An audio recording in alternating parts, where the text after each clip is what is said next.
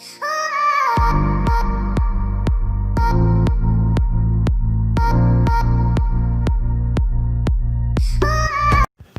here for me mamuni akwaba eba Melodies TV so mesrao and there your first time wa subscribe subscribe na we yana sa latest news be about once ebekan. Okay, so at this moment the biggest story, political story, is the selection of the running mate for NDC, Professor Jenana Opokwajiman. Now, today something very interesting has happened. Now, you're selecting your MPP for train just after an hour. You're selecting your MPP for through or communication director. Our MP for I think Adenta. I friend Boabin Assam. I think that's his name. Obe hodi press conference. Ewidi and some ekeka and some FIRE Mahama say ena maame ne so ena we see ye ena maame ne just say immediately I selected maame na MPP for ye ho press conference omo pese omo tre Ghana for say maame ne kran sebe won said sebe prayed as enye papa sa.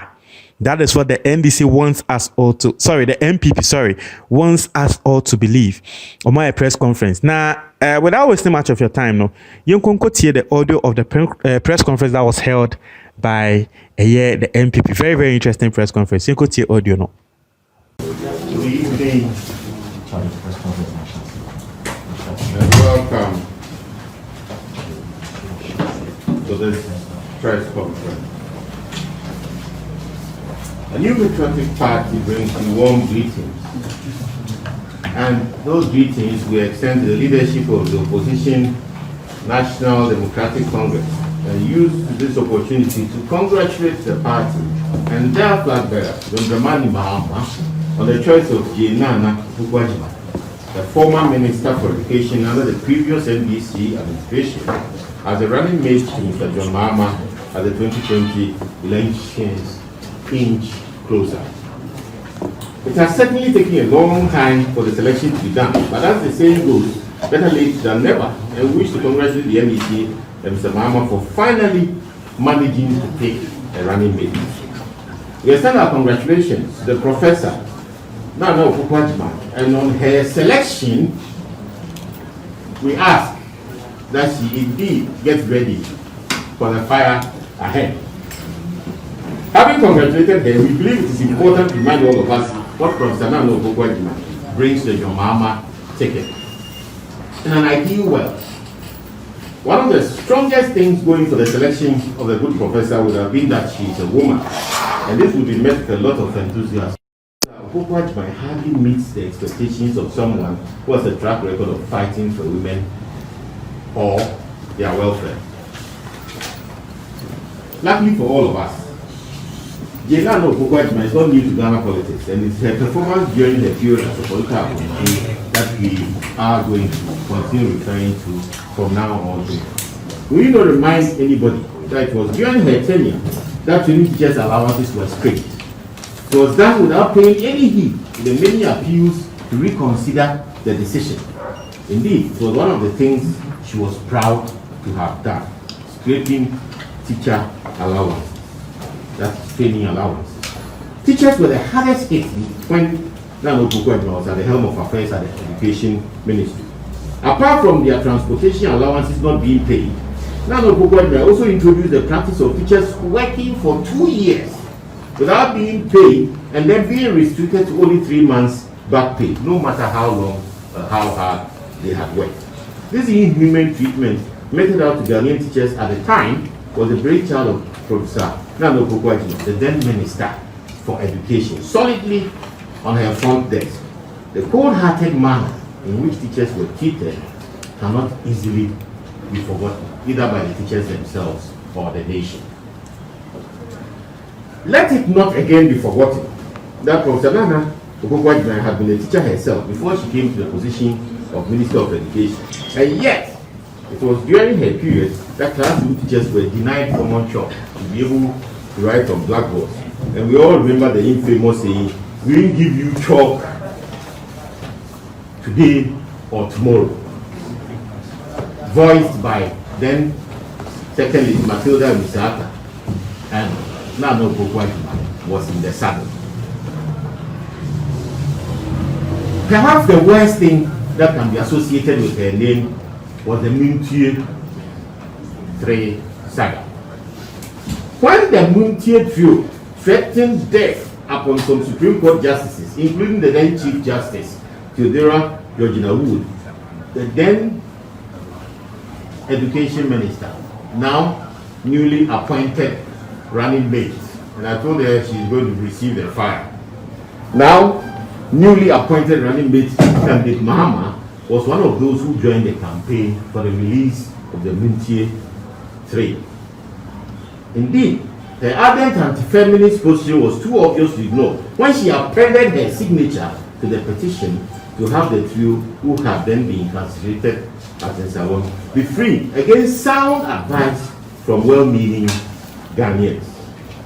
How can a woman who hates her fellow women to this extent that she actually advocated the release of the jail trio so that they could continue to rape and kill her fellow women?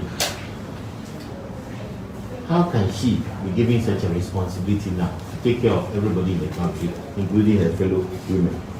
We wonder what message candidate Mahama is sending Ghanaians by picking Professor Nana Okonkwo-Adjumani as vice presidential candidate, when her stewardship in the past brought such heartache to teachers and trauma to her colleague women. While we wish the NDC well in this regard, we also wish to emphasize that we are ready to tell Ghanaians the danger she poses to our growth and development as a country. She superintended over a supposed progressively free SHS where students were made to pay 1,500 Ghana cedis to 1,700 Ghana cedis per student in some schools.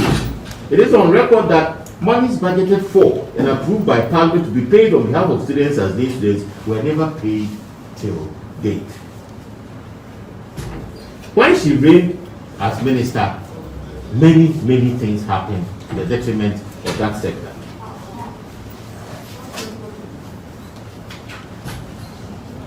Many of you will recall that yearly incremental jump in salary scales of teachers was wickedly cancelled.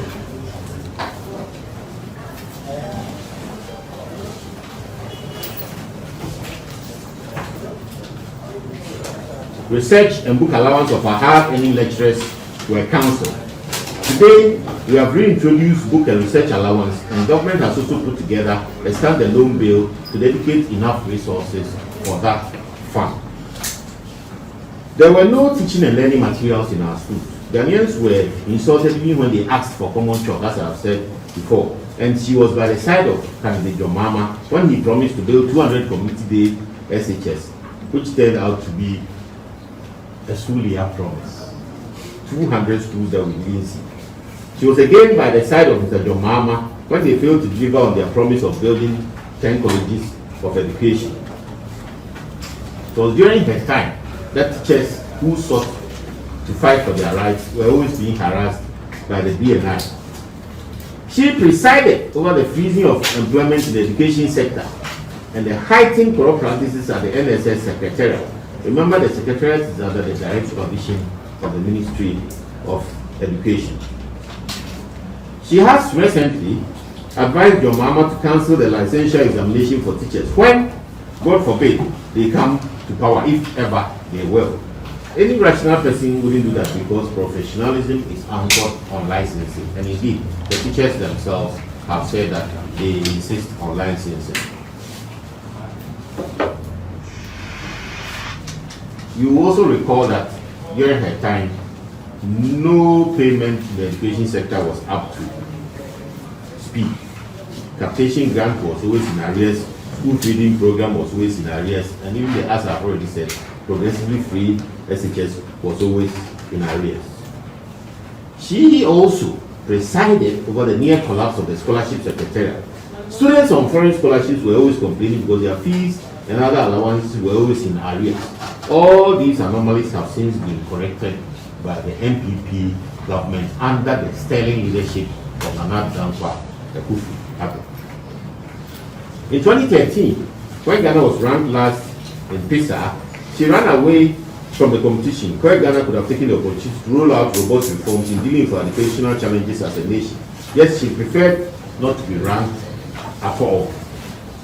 The choice of Professor Jenano Bokwajima by Mr. John Dramani Mahama is a clear indication that he does not take the Ghanaian electorate seriously. But then, as our own Vice President, Dr. Mahmoud Bawumia has famously said, it does not matter who the running mate is. If the main man himself is indecisive and incompetent, we will still have a problem. It is our view that after having looked so long and wide, the NDC still has a problem. They were never able to find their Mahmoud Bawumia clone. Now they've ended up where God knows they can't return.